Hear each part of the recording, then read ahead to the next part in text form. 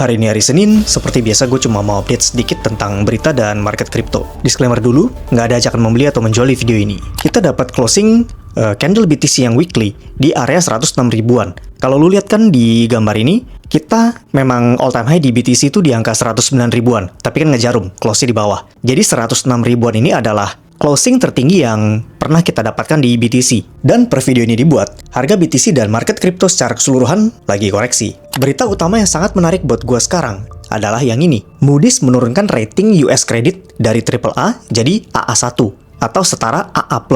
Apa itu Moody's? Moody's adalah salah satu dari Big Three, lembaga pemeringkat kredit global. Kenapa ratingnya diturunkan? Ya, mereka menilainya dari banyak faktor yang kita nggak tahu pasti. Bisa jadi ya karena hutang AS-nya terlalu besar, defisit fiskal yang terlalu besar, atau pemerintah dan bank sentral, the Fed, yang nggak match. Efeknya, investor bisa jadi lebih takut di USD atau instrumen investasi yang basisnya USD. Kalau lu lihat grafik S&P, itu ada dua gap. Gap yang di bawah itu di sekitar 5.200-an. Jadi selisihnya sama harga sekarang itu di sekitar belasan persen. Apa efek pasti dari penurunan kredit US? Apakah S&P akan menjemput gapnya di 5.200-an?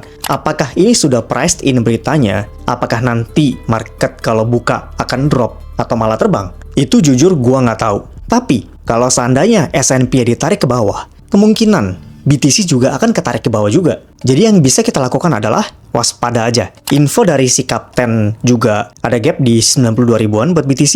Ini sebenarnya postnya udah agak lama sih, tapi masih relevan. Karena sejak post ini dibikin, sampai sekarang kita memang belum revisit 92 ribu buat BTC. Kalau gue pribadi ya, betul-betul berharap BTC nggak perlu pullback terlalu jauh lah, supaya kita bisa lihat all time high di bulan Mei atau Juni ini. Soalnya kan institusi masih masuk terus dalam bentuk ETF dan perusahaan yang treasury-nya mau disimpan dalam bentuk BTC juga masih beli terus kan. Dan kalau misalnya saham AS turun banyak dan menarik BTC ke bawah, itu nggak menutup kemungkinan BTC akan mantul naik duluan kan, meninggalkan saham AS yang masih di bawah. Buat ETH, mungkin kita akan lihat volatilitas yang lumayan buat minggu ini. Pertama, karena kita lihat candle ETH-nya seperti ini. Kedua, BTC mungkin akan volatile juga buat minggu ini. Ketiga, BTC dominance lagi mantul naik. Dan ini yang di depan layar lu kan grafik mingguan. Siapa tahu aja, kita akan turun dulu di awal minggu sampai penurunannya lumayan, tapi pas mau closing nanti di akhir pekan, dia balik lagi ke atas jadi hijau. Semoga. Ini ada potongan data menarik kalau kita ngomongin ETH. Jadi gue pribadi berharap ETH nggak perlu turun ke bawah 2000 dan ETH BTC-nya nggak perlu turun ke bawah 0,02. Kalau buat altcoin yang lain gue belum mau pusing selama grafik yang satu ini masih bermain di area atas. Itu dulu aja buat hari ini. Menurut lu apa efek dari penurunan rating US credit? Tulis pendapat lu di bawah dan semoga porto kita